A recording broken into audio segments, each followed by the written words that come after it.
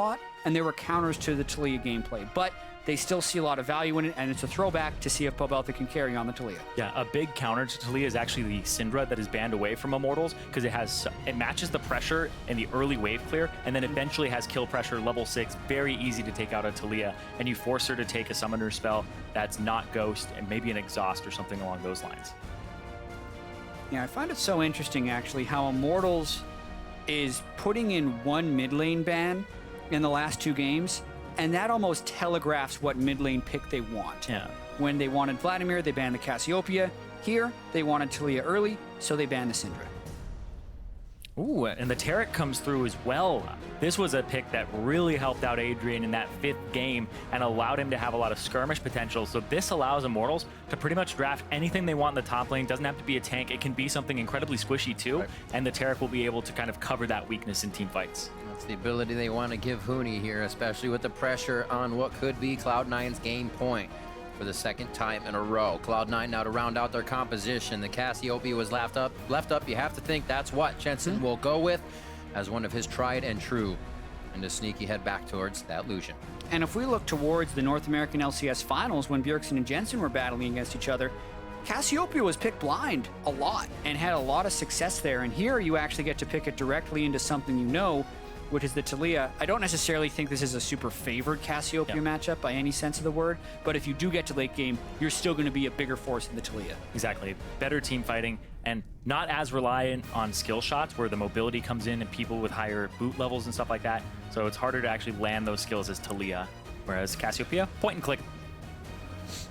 Okay, that's more like it. I was like, is he really going to pick Shen? The Yasuo seems like the most logical choice here. This way they can maybe even chain some Taric stuns off of Yasuo just dashing into the team. I think this is another one of these compositions that actually fits Immortal style quite well. Yeah, and there's so many things that actually set up the Yasuo, the seismic shove from Taliyah, also the Gragas body slam and the ultimate. So Huni, once again, team composition can supplement what he was trying to accomplish and actually enable him. I'm very interested to see as well. Huni can play the same type of game that he did with Shen's sword with Ekko's Time Winder if he's fast enough in that pull. So it could really go Huni's way again if he understands that matchup right away. We saw it happen last game. We saw it happen all across the map for the first time in this series for Immortals. They're coming in with momentum now, here to keep the series alive and keep that spot, the 3rd seed at Worlds, alive here for themselves, as well as Cloud9 fighting to get back to that position. Yeah, I find it slightly interesting that Sneaky is not going for Ashe, even though he was the most prolific Ashe player throughout the regular season. It just kind of goes to show that both these coaches have so many different ideas of what they want to go with. The drafts have been so different in all 4 of the games so far this series. Right, in that situation, Tom Kench not being picked, you already saw the Taric, so the Ashe could have worked really great there. You just have to deal with Cosmic Radiance after that. Both teams know what they're doing. They know why they picked it. We'll have to see how they perform now on the Rift. It's starting to get to that endurance moment. Who can last a little bit longer here? The games have been quick at 30 minutes, but they have tested the teams to the max so far. And right now, Immortals seems to be on top of that game. Cloud9 and Immortals entering back onto the Rift for game number 4. Yeah, we are approaching the 9th postseason game. These teams have played against each other in the past 2 weeks, so they are very familiar with each other and each other's champion pools at this point, and they have played each other very close. Yeah, the number 2 and 3 team during the regular season, and then they ended up changing in playoffs. Cloud9 ended up being the number 2 team, overtaking Immortals, but none of that matters. This is the match that matters to make it to Worlds, to make it that your season got you to the championship. A lot of safety. Summoner spells, exhaust for both Pobelter and Adrian. Smoothie exhaust and the Ghost Flash there. So the kill potential, while still high with ganks and whatnot, these teams are looking to win as a team in the fights, not just in small skirmishes. We'll see what happens. Hasn't really been that much early game aggression here, so both teams will get to that fight phase as they want to. Yeah, a very small point I want to pay a lot of attention to is what happens at level 1 in the mid lane. A lot of times Taliyah can shove in the first wave so quickly that you then go and steal Raptors. If a lot of you guys remember Game 4 for the North American LCS Finals, Jensen tried to do this against TSM, and TSM had actually done a short jungle route and killed him when he went for it. So it's a play that you can do to gain an early edge in the lane, but very recently we have seen a play to counter it. If Pobelter is really trying to play to win and taking risks, he's going to go for the Raptors. But if that's in the back of his mind, he's not going for it. All right, little does he know that is a top side start from Meteos, so not a fast red to the Raptor gank, as we saw by TSM. Seems like they'll just kind of back up out of this one. So it would be safe for him to go for it, but Yep. there's no way of really knowing that aside from just guessing that Meteos is going to be starting on the blue side. A small advantage previously if you played Taliyah. Yeah. Now something you have to think twice about.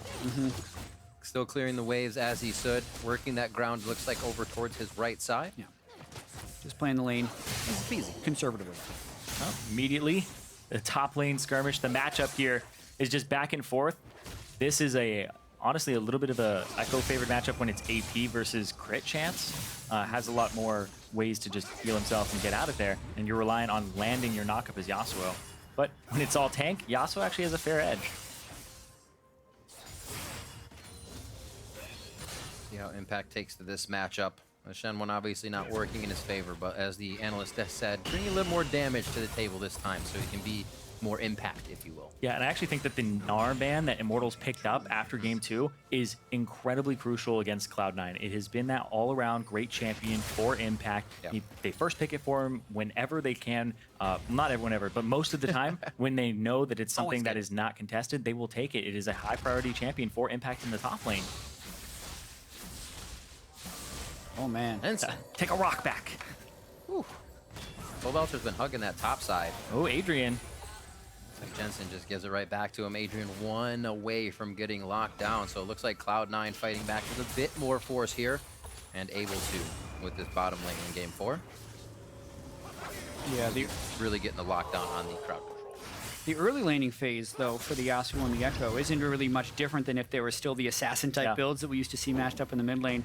I do think it is a little funny, actually, that this used to be like the epitome of skill matchup, the two assassins that would give like the highlight duels, the AP Ekko versus the crit Yasuo, and now it's like the two bruisers that fight each other for 45 seconds. Like, that's what it's come down to. Yeah, you realize at 20 seconds who's going to win, and then that person has to start running. Teleport can move really early faster. on, yeah. To save this blue for the RekSai. Not much different than teleporting to the turret. He's going to lose a few creeps, and now if he gets chunked out, that'll really hurt him. He's gonna have the shield and the stun up here. Actually, a flash in for Meteos. They think they can fight back on this one. They have the damage onto Huni. He has to watch out for Grump aggro as well as any other aggro. They both peel out of that one, but Summoner is spent on both sides. And this is a kind of big too, because that's both summoners from Impact, whereas Huni still has a teleport, still has his flash available, and it's a healthier ReignOver who can still invade the jungle. Yeah, and this is Gragas trying to go in onto the RekSai and doing it successfully. This will also extend his blue buff, which can really power his clears and maybe even give him a decent CS advantage over the RekSai. Adrian? That is gonna be a hit. He gets the heal out, saves himself. Beautifully done. And WildTurtle held his heal as well. So good composure there. A little scary. They don't even have to blow any summoners on that. He still has the exhaust if they do go for the dive, so that'll stave off C9. Impact having a bit of trouble in this lane, but more so, Huni's just aggressive. The CS still looks all right. Yeah, Impact had to use all of his corruption potion stacks just to stay, and then he realizes he's gotten harassed out so far. He's going to lose a lot in that top lane and be in a pretty large deficit. A little bit like I thought was going to happen to Immortals there with Adrian being low, but they've actually been able to stave that off and keep WildTurtle in lane with what looks like a pretty easy recall back for Adrian. Yeah, and this is a wave that's freezing towards Huni. So not only does he get to even have the option of pushing it to the turret and denying CS, he can just have this freeze on himself. The invade from ReignOver that prompted the teleport from Impact has some pretty far-reaching consequences in this game, because not only did we actually get the steal for ReignOver, it applied the teleport advantage and has been a direct consequence for about 15 unanswered CS on Huni. It's essentially equivalent to a kill. Yeah. Oh, you can also see this game, just for the Yasuo players, maxing E first instead of the Q, which he was maxing before. Right. Going for a little bit more mobility to try and dodge things and keep up with the Ekko and apply some magic damage on top. Still tanks, but still play that mechanic fight as well whenever they can. As they level themselves up, still going to be pretty brawly. Oh man, almost double his CS already. That's a lot of creep damage there, though.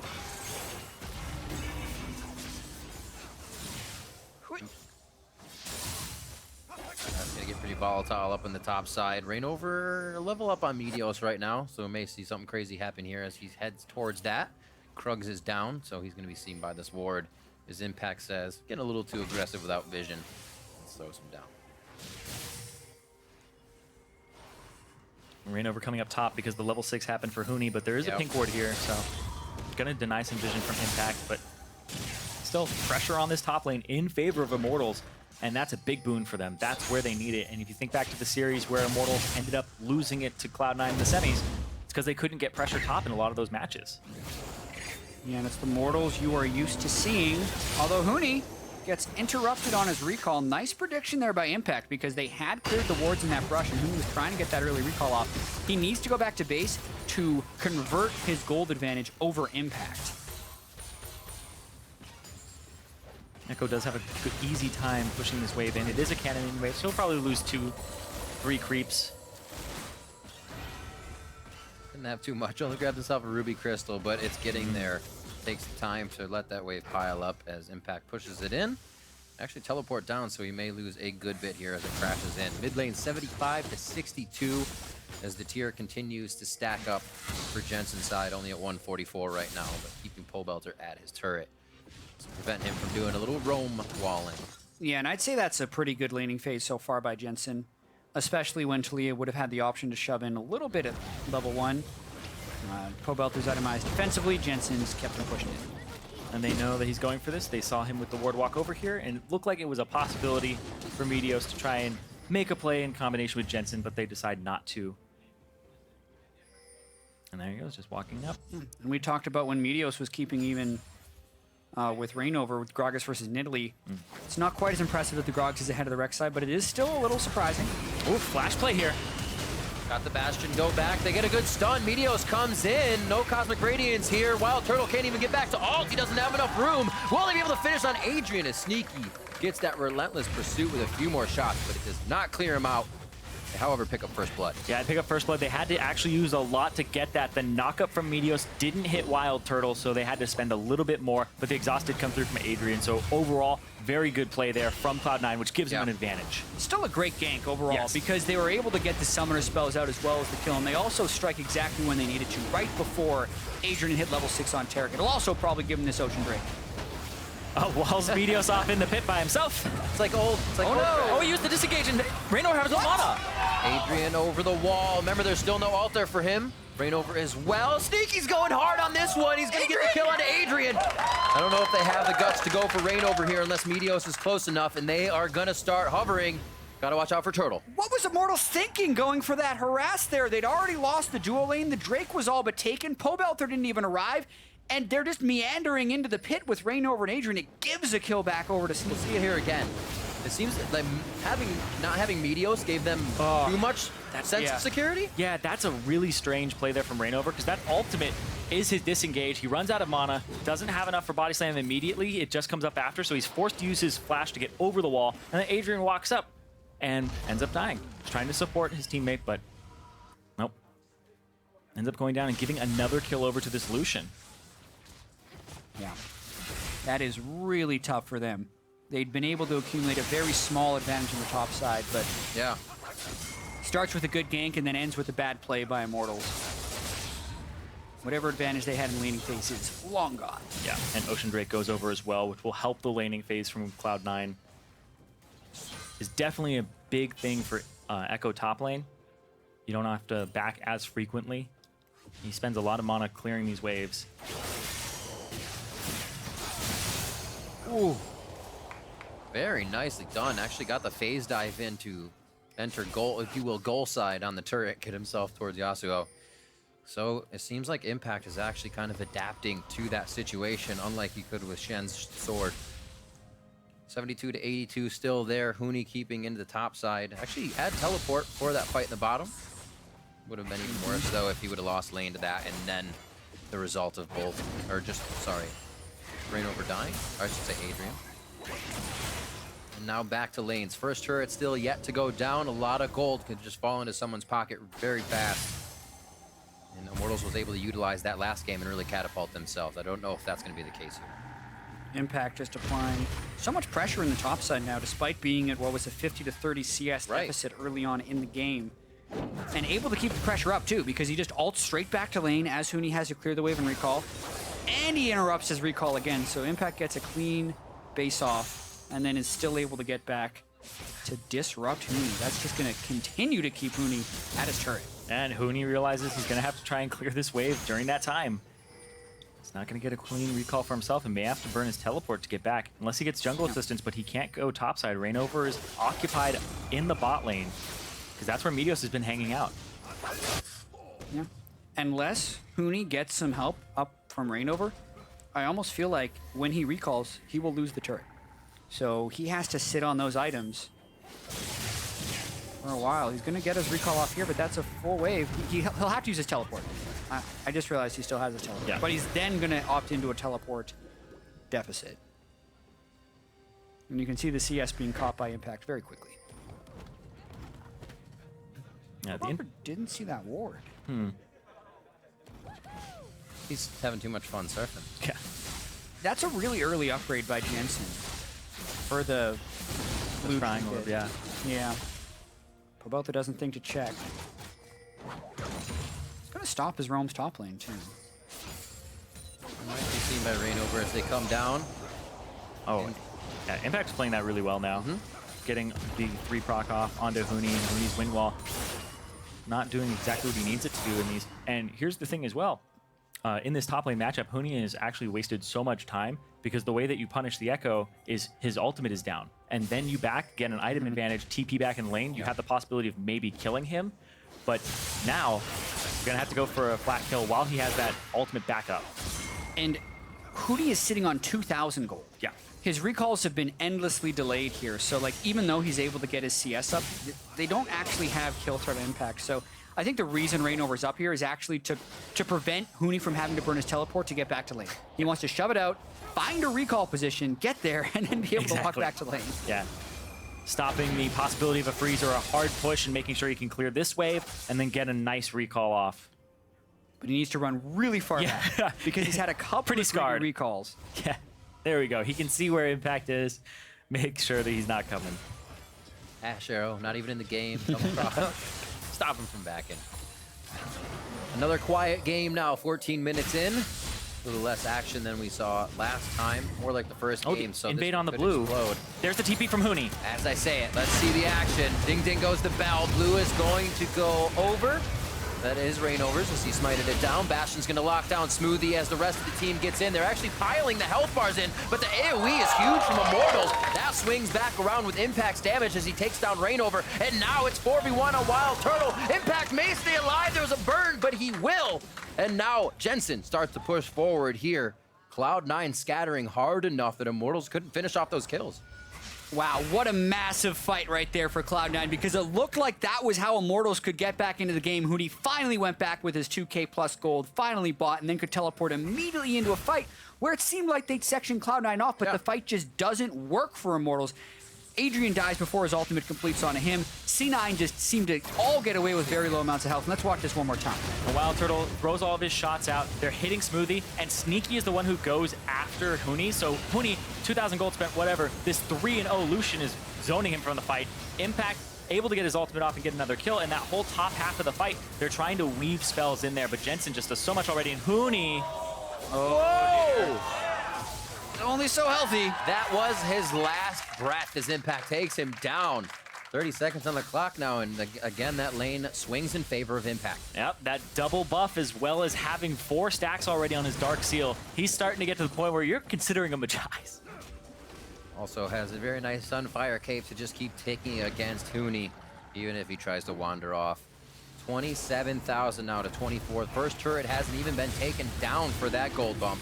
And now Cloud9 is starting on the Infernal. Perfect Drake for them to have at this time as well. Uncontestable with the way Immortals is right now. They're also going to lose that first turret to Impact, and things are looking really good for C9 and their chances at Worlds. Yeah, and if Immortals can no longer duel in the top side, that is a big deal, because that mid lane as well, you just saw that exhaust go down. There's so much pressure here from C9 that, oh yeah, he was half HP trying to get a good back. And Impact has flash too, and Huni doesn't, so no minions to try and outplay on for Huni. Just incredibly greedy by Huni. He recognized he shouldn't have been shoving that wave, gives another kill over to his lane opponent. It leads to the turret, so that's almost like giving 2.5 kills worth of gold over to him just like that. We talked about how when Immortals falls behind, they tend to make some very aggressive plays to come back into it. They made that aggressive play to try and stop the C9 invade, and the cost of that was massive. It's now 4,000 gold at 17 minutes, and they have to be able to come back if they want their season to continue. Like Huni with that lane pushed up, doing a little ward clearing duty as well as vision setting, but still, Cloud9 not in any position to be ganked with themselves in the lead here. They're pushing up slowly, they're not going past their boundaries and really not leaving Immortals any openings here in this, I'd say, almost mid-game now that the turrets are starting to gold down. Bot lane will be the final outer one, or sorry, second outer one here, as mid lane will be the focus now for Cloud9. Now those early kills that went over to Sneaky really helped him out. He's able to abuse that and get some items, power spikes a little bit earlier, have a 30 CS advantage, and then that transition into the turret eventually. And right now, Impact gonna try to stun. Getting Pobelter slash, very nice phase dive and parallel convergence there. Pobelter has to respect it, so you can see now Cloud9 starting to flex their muscles a bit. Not really having a minion wave, but still trying to dish out big damage. Yeah, Cloud9 already killed the outer turrets in the top and the bottom lane. They're now rotating towards the mid lane and just trying to shove down as quickly as possible. 5,000 gold is the lead right now, and they're still looking to extend it. They have been closing games so well, and it's on Immortals to try and make a play. You're going to have to against Immortals. They're the one that can turn a game around on its head. Here, Cloud9 looks to put the nail in the coffin a little bit more. That's going to be Pobelter down, so they're missing quite a bit of DPS in the fight. Now on to Adrian. There goes the support. Huni's the last bit of damage they can really muster up here as Turtle is not there, and they drop him as well. 9-1, 18 minutes. And an absolute disaster for Immortals. They give up even more off of a play that they were trying to make, and now Cloud9 are in a prime position to start gaining an even larger advantage and moving closer to Worlds. WildTurtle was not even with the team when they went for that play, so they opt into a disadvantaged fight just from a numbers perspective. The outer goes down, the inner goes down, 4 turrets to 0, and a gargantuan lead for C9 in a clinching game to go to Worlds. Pobelter had used his flash previously. He ends up using his Weaver's Wall to get in. Jensen actually shows up here. You think he's sectioned off from the fight, but nope, he comes in from the side. He's actually going to flash over the wall to join in, hits both ReignOver and Huni with his ultimate, so they can't continue on to Meteos, and by that time, it's already Pobelter dead. The Cosmic Radiance can't go off because Adrian was a little bit late to the fight in the first place, and Immortals seemed like they weren't all on the same page. Yeah, Jensen and Impact did a bunch of work in that fight for C9. At the beginning of that, Sneaky and Smoothie were actually in the blue buff of Immortals. They ran all the way across the mid lane to make it in there to finish off the fight from them. So at the very onset of the fight, Immortals did have a numbers advantage. They just didn't have the damage to deal with Jensen's Cassiopeia and Impact's really strong Ekko. Also just kind of saying, oh my gosh, Meteos, there's 1 or 2 here. Let's ult Meteos with the Yasuo ultimate. Kind of lose a lot in that as well, and they have no follow-up to it. Meteos was able to crawl out, and now Cloud9 are right back at the front line and ready to push against Immortals. 9-1 here with a dominating lead. There could still be a separation fight. There's a lot of conditions where Pobelter can create something that is big for Immortals here in a skirmish, but it's got to have to be almost perfect. Yeah, and they have to execute so cleanly, and they have to get over what is probably running through their heads, because they were the #1 team in the spring split, the #2 team in the summer split as far as the regular season goes, never even making a final, and 33-3 is their cumulative regular season record, trying to make it to Worlds. They might catch Jensen! This is one thing they need to start doing, is dropping C9 members so they can grab more control of the map, but now it's 1-for-1, and C9 start to push back a little bit harder. Immortals have to take position once again on their side. Yep, Huni charging up his ultimate, making sure that he'll have those Qs ready. And Immortals strike swift and hard. They pick up Jensen, but they give up ReignOver in the process, and they need fights kind of like that, but that's the right idea. Yeah, a net neutral isn't a bad thing for them when you're 8,000 gold behind, but when they extend their main playmaking spell and still have ReignOver go down for the trade, it's not going to help them get back in the game. It's also a testament to how much Cloud9 has been able to improve. They were the 3rd place team in the regular season, but they lost in the quarterfinals in the spring. They make it all the way to the finals in the summer. They destroy Envy yesterday, and then they have to go up against Immortals, who, as we keep saying, throughout the majority of the regular season, it was almost an afterthought about, oh yeah, so Immortals is going to go to Worlds, and who else is going to go to Worlds? But now it could be Cloud9 over Immortals. Even then, it was like MSI. All right, Immortals looks really strong coming into MSI. Oh wait, gets knocked out. Maybe the same story here for Worlds. And you think about Cloud9's journey like you were talking about, the team didn't really have a lot of coordination. They've come together, and even on top of that, Cloud9 have really shored up a lot of their weaknesses. They were one of the lowest cumulative kills per minute team in the league, number 9, and they got it together, and they're able to play the style that Immortals is trying to play, where they can be brawly and they can have early advantages, and they play proactively now. It's something you need to have as well, because closing out these games is exactly what you're going to need to see from these teams at Worlds. It's something that usually always plagues a team at one time or another, where it just goes too long and you're not able to close it out. Here, we're going to see if that can happen for Cloud9. Immortals, as we said, still in a position to make something happen for themselves. 8,000 gold lead looks pretty good for C9 right now, though. Yeah, already being able to down the 4 outer turrets. They haven't allowed Huni's Yasuo to get going. Both of Pobelter's Weaver's Walls have backfired, and Sneaky is 5-0. So all of those things are very beneficial for Cloud9, as they will most likely start baiting around Baron. Yeah, the 7,000 gold lead is about the time where you would want to do that, regardless of the time on the in-game clock. And they've had Drake control the entire time. And there's just been a lot of flubs here from Immortals. ReignOver going in on the Drake and trying to steal it with a barrel, and then having it backfire onto Adrian and blowing a lot of summoner spells. Cloud9 have been punishing summoner spell usage very heavily in this matchup. Throughout the series, they've been able to catch Immortals out of position in all games except Game 3, where Immortals had a pretty strong bounce back, but it prevents Immortals from being able to group up for the positive plays.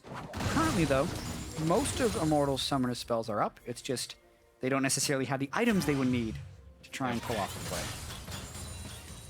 Still waiting for the heavy use of exhaust in these fights. It can really throw Cloud9 off if they think they're going to be finalizing kills and go too deep, because against this composition, that's how you get locked up, and that's how Turtle starts coming up with kills in Huni. Yeah, but Pobelter has had so much pressure on him from Jensen. We've seen him blow his exhaust in lane multiple times already, because the Cassiopeia just looks like he might flat out kill him. The threat is becoming very, very big. Immortals are kind of having to react here as Cloud9 pushes on them a little bit harder.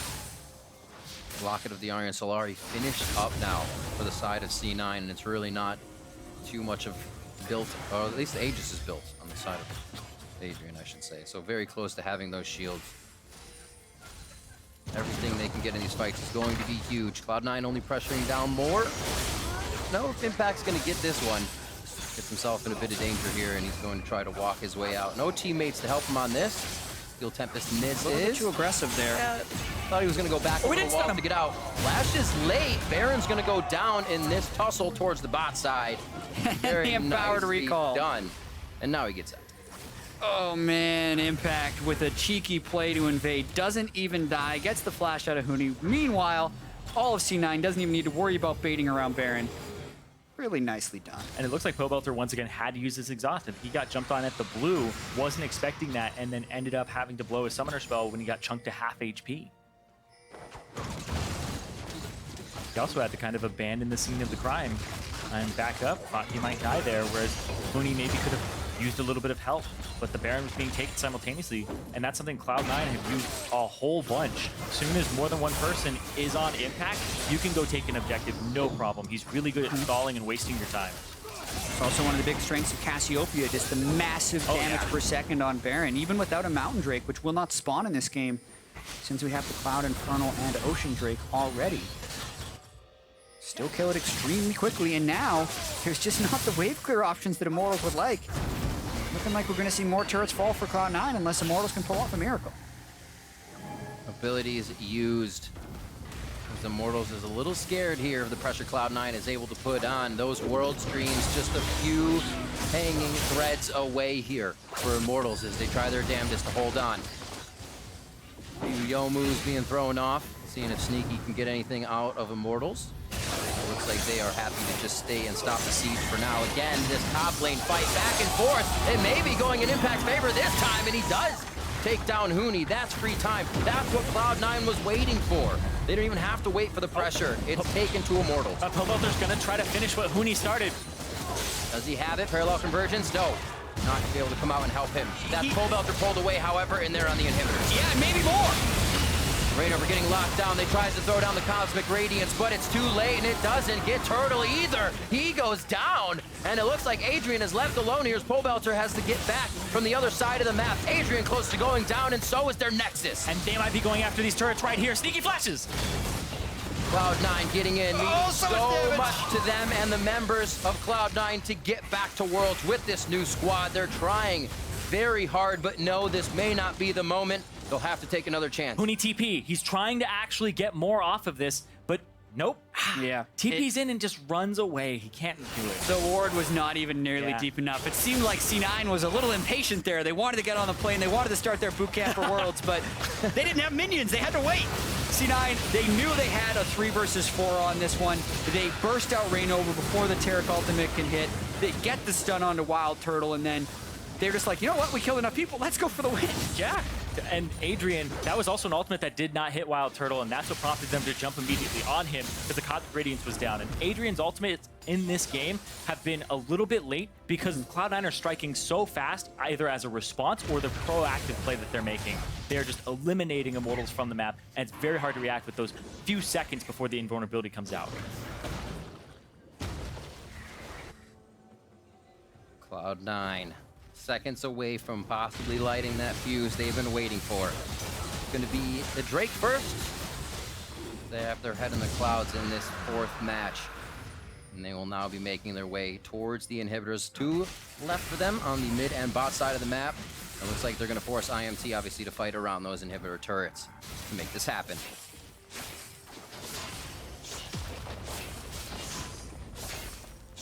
Not much Immortals can do right here. They really don't have... You can see already, Impact was able to solo out Huni. Yeah. Pobelter wasn't able to snowball the game. Jensen's Cassiopeia is a monster. And that's not even talking about the guy with the most kills, Sneaky. Already with that mid-game power spiking build completed. Really looking to shred down Immortals. An inhibitor already down. They don't have the Baron, but that doesn't mean they're not looking to make a play. Yeah, Jensen, very fed right now, as well as Sneaky, those 2 damage dealers, very high up there. And then the split push build is online from Impact. Like, Immortals right now have a lot of work to do in terms of stalling. Yeah, the next Drake is Infernal. They could actually get their 5th Elemental Drake if they wait. Baron would only be a few minutes after that. If they're looking to initiate, they might want their Summoner spells. Meteos would want to be able to flash on Burrow to get a priority target. So besides it being an ace, I actually may not have time to describe what the fight would look like. Cloud9 may be forcing Immortals' hand in that sense. It looks like they back off for now. What would be the perfect fight for Immortals here? What is their entry into a fight, or is it waiting? The perfect fight for Immortals is being able to kill Jensen before he can get any damage off. And it's even better if they can get Jensen and Sneaky in the knockback. But then the question with the knockback is, like, where's their actual follow-up burst afterwards? Because I'm imagining a world in which ReignOver ults both carries backwards and Huni then ults on top of them. That might not actually be enough bursts to kill both people. If it was, though, that's the ideal fight. It pretty much has to start with ReignOver, CC chain into Yasuo, into Taric, and just kill both carries right away. They actually do have a fair amount of CC here. You can throw in the Taliyah and the knockback on that. And WildTurtle, he actually has the largest disadvantage and discrepancy between himself and Sneaky. It's about 4,000 gold right now between the 2 of them. And he's the one that needs to be bringing that consistent damage in the team fights right now. So you're talking about maybe they'll kill 1. It's very hard to kill 2 with the state that the Jhin is currently in right now.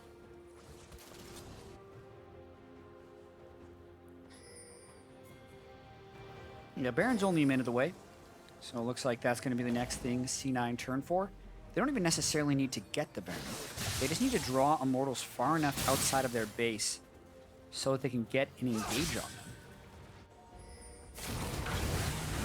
And they got to be feeling pretty excited right about now. Being able to make up for their defeat in Toronto to Team Solomid, that could have clinched the #1 seed for them. If they win here, they'll still be going to Worlds, but they'll be going as a Pool 3 team, actually. Yeah. Which means their group is most likely more difficult. No possibility of a wild card in your group. But even so, a lot of people have been saying C9 is the best team in North America, at least from practice leading up to the finals. Definitely, their second place finish is well deserved. This is the third place team, as we were mentioning earlier. They're playing against an Immortals, and if they can beat them here, super well deserved, and they catch Pobelter.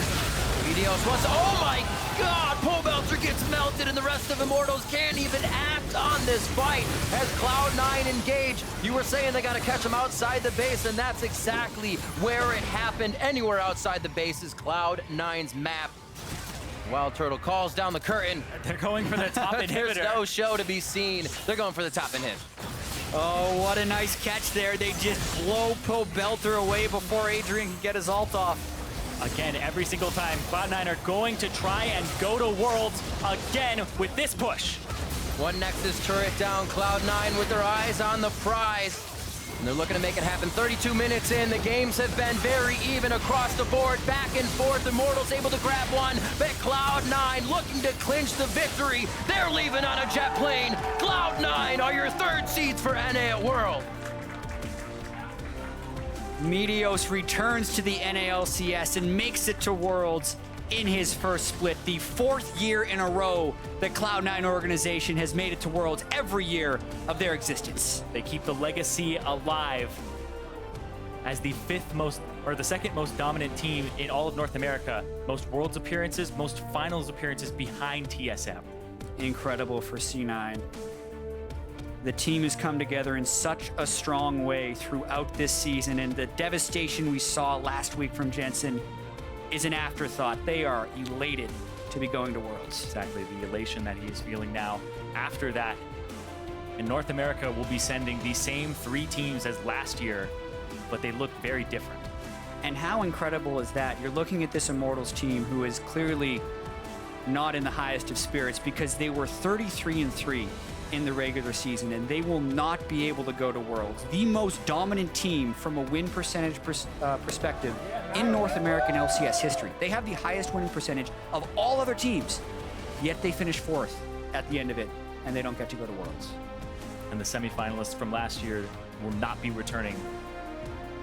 Yeah, because Huni and ReignOver are now not going to Worlds, that means every single member of the undefeated Fnatic squad last year that made it to semifinals That's true. will not be attending Worlds.